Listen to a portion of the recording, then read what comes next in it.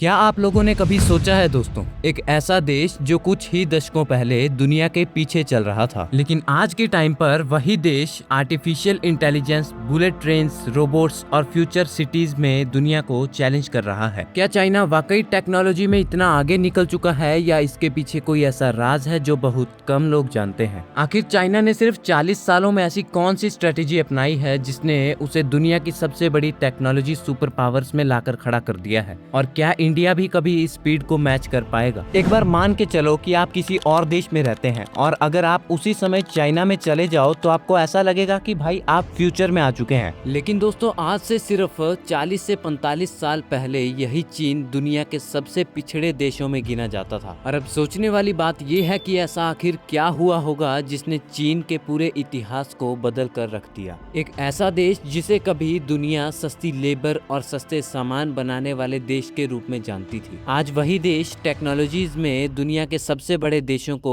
खुली चुनौती दे रहा है। अगर हम आज से करीब 40 से 45 साल पीछे जाएं तो उस समय का चीन आज के चीन से बिल्कुल अलग था। उस समय दोस्तों, चाइना की देश की अर्थव्यवस्था बहुत ही कमजोर हो चुकी थी और करोड़ों लोग गरीबी में अपना जीवन बिता रहे थे। उस समय अमेरिका, जापान और यूरोप नई नई टेक्नोलॉजीज के दम पर दुनिया की अर्थव्यवस्था पर राज कर रहे थे, जबकि चीन अभी भी विकास की शुरुआती सीढ़ियों पर खड़ा था। और उस समय तो किसी ने ये भी नहीं सोचा होगा कि चीन कभी भी दुनिया के बड़े देशों की बराबरी कर पाएगा। साल 1978 एक ऐसा फैसला लिया गया जिसने सिर्फ चीन की अर्थव्यवस्था ही नहीं बदली, बल्कि आने वाले कई दशकों का इतिहास भी बदल दिया। और इस फैसले के पीछे एक ऐसा लीडर था जिसने पूरे देश की ही सोच बदल दी थी, और उस लीडर का नाम था देंग शियाओपिंग। दोस्तों, साल 1978 में चीन एक ऐसे मोड़ पर खड़ा था जहां अगर कोई बड़ा फैसला नहीं लिया जाता तो शायद आज दुनिया उसे कभी भी टेक्नोलॉजी सुपर पावर के रूप में नहीं जानती। और उसी समय चाइना के लीडर बने देंग शियाओपिंग। उन्होंने कहा, इससे फर्क नहीं पड़ता कि बिल्ली काली है या सफेद,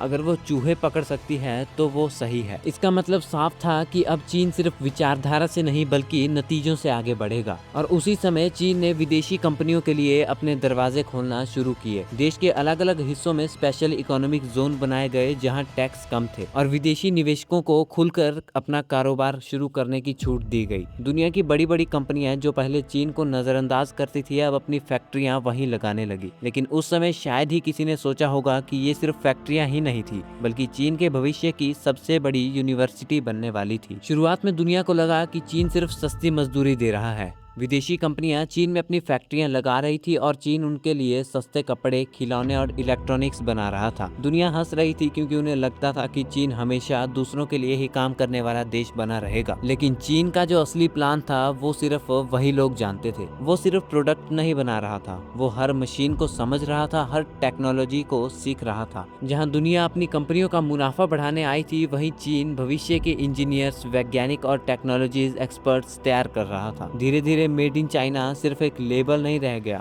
वो चीन के लिए सीखने का पहला कदम बन चुका था। और यही वो पल था जहां से चीन ने सिर्फ दुनिया के लिए सामान बनाना नहीं बल्कि दुनिया की तकनीक को पीछे छोड़ने का सफर शुरू कर दिया। दोस्तों, साल बीतते गए और चीन बदलता गया। जो देश कभी दुनिया के लिए सिर्फ सामान बनाता था, अब वही देश खुद अपनी कंपनियां खड़ी करने लगा था। सरकार ने अरबों डॉलर्स रिसर्च और डेवलपमेंट में निवेश करना शुरू किए थे। चीन अब सिर्फ दूसरे देशों की तकनीक इस्तेमाल नहीं कर रहा था, वो अपनी खुद की तकनीक बना रहा था। और धीरे धीरे दुनिया के सामने हुआवेई, शाओमी जैसी कंपनियां उभरने लगी। और खास बात ये थी कि इन कंपनियों ने सिर्फ चीन का नाम ही नहीं बनाया बल्कि पूरी दुनिया के बाजार को चुनौती देना शुरू किया था। और कुछ ही सालों में चीन दुनिया का सबसे बड़ा इलेक्ट्रॉनिक्स गैजेट बनाने वाला देश बन गया। दुनिया जो कभी चीन को सस्ती फैक्ट्रियों का देश मानती थी, अब उसी चीन की नई तकनीकों को देखकर हैरान होने लगी थी। आज अगर हम चीन की तरफ देखें तो ऐसा लगता है जैसे वो भविष्य में जी रहा हो। सड़कों पर दौड़ती इलेक्ट्रॉनिक्स कारें, आसमान में उड़ते डिलीवरी ड्रोन्स और आर्टिफिशियल इंटेलिजेंस पर अरबों डॉलर का निवेश, ये सब चाइना ने पिछले कुछ ही सालों में कर दिखाया है। लेकिन ये सब एक ही दिन में नहीं हुआ।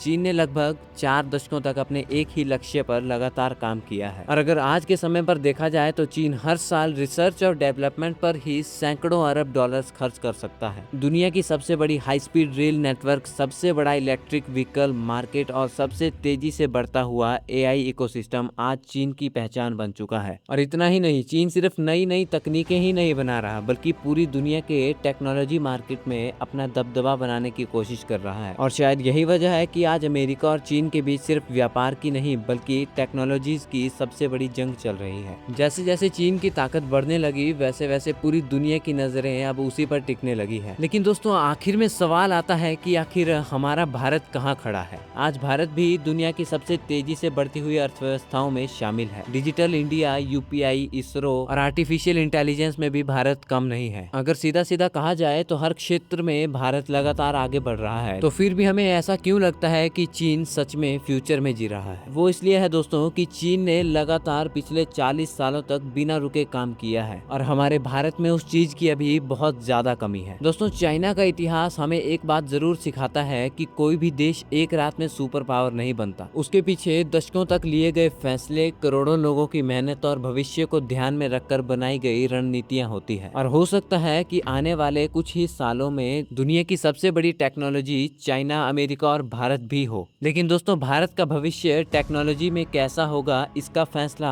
आज लिए जा रहे फैसले करेंगे। तो अगर आपको ये वीडियो अच्छी लगी हो तो वीडियो को करना लाइक और चैनल को सब्सक्राइब, और मैं मिलूंगा आपसे जल्द ही एक नई वीडियो में।